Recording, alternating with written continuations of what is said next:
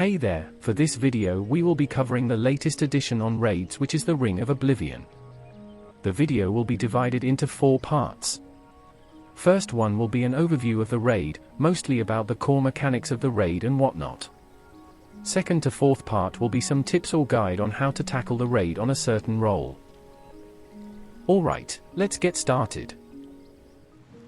For those who didn't knew this yet, there's actually some details of the raid that can be read from here. Let's tackle this one by one.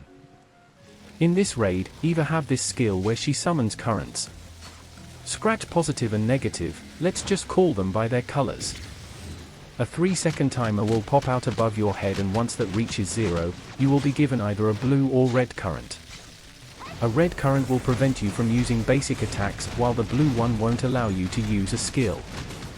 You can cancel these currents by either swimming on the river or backing away just enough to get out of the skill's range.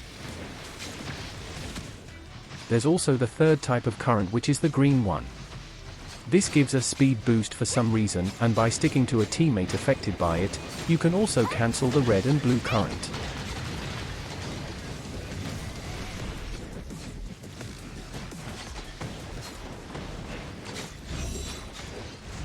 Next we have this, which is lacking in detail, so it's detective time. Seeing as how Eva turns red or blue, I think it's okay to assume that this is about the weather. However, even with the countless raids that I've done, I never noticed a change in climate because all you can see is the damn fog. Based on my observation though, I feel like the blue form receives damage faster than the red one. But then again, this is just my speculation. What do you guys think? The next 2 on the list are pretty self-explanatory, so we'll just skip those and head to the last item. You see that purple bar just below Eva's HP? Once that fills up, she'll summon this force field thingy and go berserk. She won't move for 10 seconds after that though.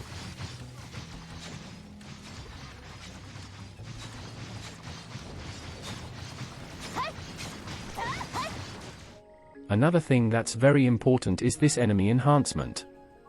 This is why Eva seems so tough, and also the reason why each role must play their part properly.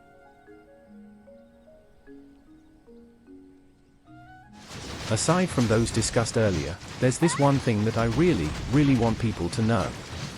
You see, once Eva's HP hits that ×3 mark or even way ahead of that, she does this attack pattern where she flies and dives down the ground.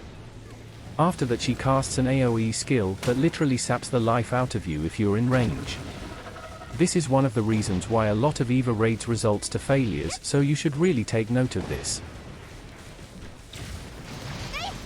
Lastly, let's talk about relics. The best choice would be to go for alternate destiny and either A5 Omnium Shield or A5 Space-Time Rift.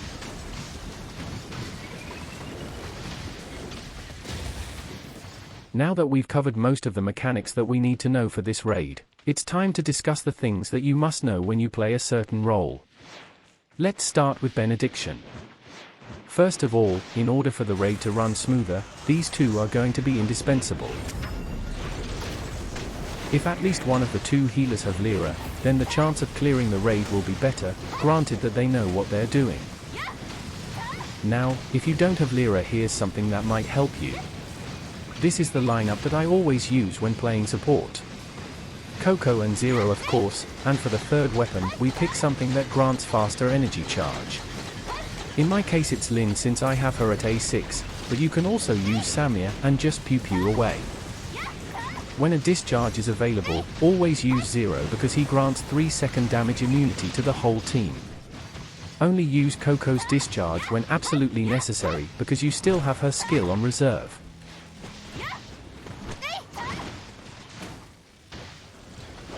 Alright, I know some of you are thinking why Nemesis is not being mentioned at all. That's actually because if you start dropping turrets, then the heals will be out of your control, and that's going to be a bad thing if it starts healing the one holding the aggro.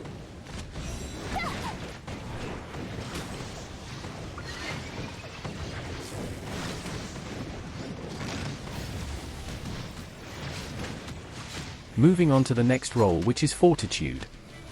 The tank's job is pretty straightforward, it's all about taunting and making sure that you hold the aggro most of the time. This way the healers and DPS can do their own thing more effortlessly. The simulacras that are best suited for this job are Saki, Ene, Huma, and Lan.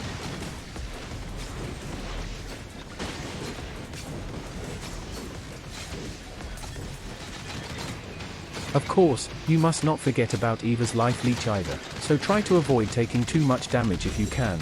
So if there's a Lyra on the team, try to stick close to them to get some shields. Alright, what are the things that you should avoid doing?